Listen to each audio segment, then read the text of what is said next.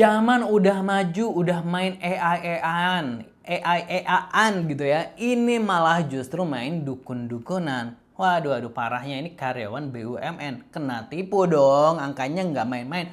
Fantastis, ratusan juta. Inilah gelar tikar Crime Update. Ambil pelajaran dari setiap kejadian yang kami ceritakan. Jangan lupa subscribe. Aduh, sebenarnya kurang duit apa lagi ya? Kalau udah punya duit 120 juta, pastinya ya dia punya duit lebihnya dong gitu. Nggak mungkin cuma 20 juta aja mentok gitu ya. Tapi sepertinya orang ini tidak puas. Nah, makanya dia ini main dukun. Kayaknya ini nih biar duitnya makin banyak. Iya nggak sih? Ya in this economy gitu ya. Di saat situasi emang lagi nggak menentu gitu ya. Nah, tentu emang butuh cuan banyak. Atau mungkin dia lagi apa ya, butuh modal yang lebih gede lagi ya, kita nggak tahu gitu ya. Tapi cara dia gitu ya untuk mencari uang gitu ya sampai ketipu ini ya sangat disayangkan gitu ya. Tapi gue nggak ngerti ini beritanya karena kita belum baca. Benerkah ini dia ketipu gitu ya atau ada hal lain? Kita akan reaction aja dari pojok kedalaman Instagram.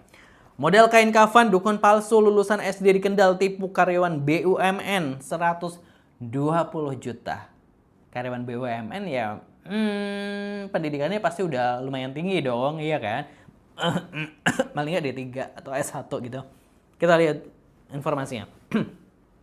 Negara lain berlomba-lomba buat teknologi AI dan mau pergi ke Mars. Di sini masih ada percaya beginian. Dari iNews ID, seorang karyawan BUMN menjadi korban penipuan dukun palsu hingga harus kehilangan uang 120 juta. Korban terjebak modus penipuan kan pas pengadaan uang. Yang dilakukan oleh Ekan Budianto alias Mbak Ekan warga Kendal yang diketahui hanya lulusan sekolah dasar. Praktek penipuan ini terungkap setelah korban yang merasa dirugikan melaporkan kejadian tersebut oleh pihak berwajib. Pelaku menjalankan aksinya dengan skenario ritual spiritual yang dirancang sedemikian rupa agar terlihat sangat meyakinkan bagi para korbannya. Kasat Reskrim Polres Kendal AKP Bondan Wicaksono menjelaskan pelaku meminta korban untuk menyerahkan sejumlah uang secara bertahap. Pelaku meyakinkan korban bahwa uang tersebut bisa digandakan melalui ritual tertentu, padahal itu hanya modus untuk mengambil uang korban. Ia mengungkapkan untuk memperkuat kepercayaan korban, Mbah Ekan menyiapkan berbagai perlengkapan ritual seperti kemenyan, kain kafan, dan sajadah. Suasana ritual dibuat sangat mistis agar tampak nyata. Dalam salah satu tahapannya, pelaku bahkan menunjukkan sebuah kardus yang diklaim berisi uang hasil pengadaan secara spiritual, namun semua itu hanyalah rekayasa semata. Korban baru menyadari telah menjadi korban penipuan setelah memberanikan diri membuka kardus itu. Alangkah terkejutnya korban saat mendapat isi kardus bukanlah tumpukan uang, melainkan hanya bunga. Aduh. Ya itu. Kebelet kaya tapi malah kedukun. Bukannya sekarang ada investasi, ya kan?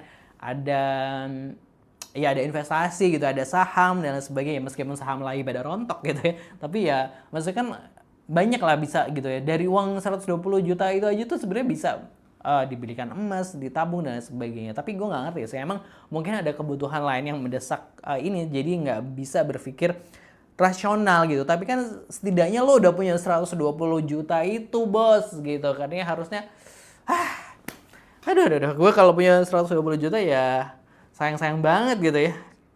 Komentar warganet gimana gitu, kita bacain.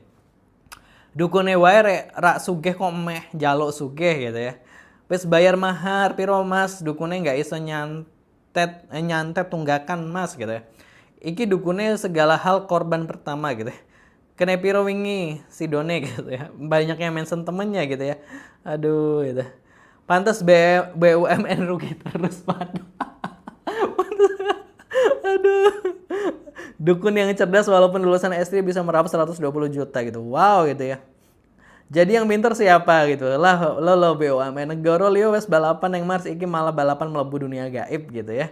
Aduh. Haha, sekelas sebagai BUMN dobeli dulu lulusan SD, untung si dukun cuma untuk 120 juta durung mencabuli pasiennya gitu.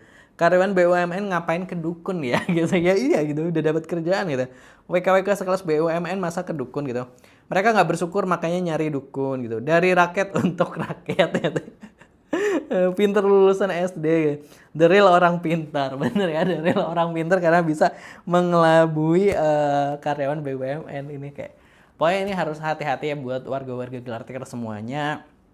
Intinya tidak ada yang singkat lah dalam hidup kita gitu. Kalau kita pengen dapat rezeki yang singkat, yang cepat gitu ya, ya pasti habisnya juga cepat. Ya nggak sih gitu. Jadi sabar dan lain sebagainya. Semua akan ketemu gini loh. Kalau kita tekun, kita tuh akan ketemu titik di mana rezeki kita tuh akan beres gitu ya, mengalir deras gitu. Jadi sabar aja kalau kita lagi usaha dan lain sebagainya.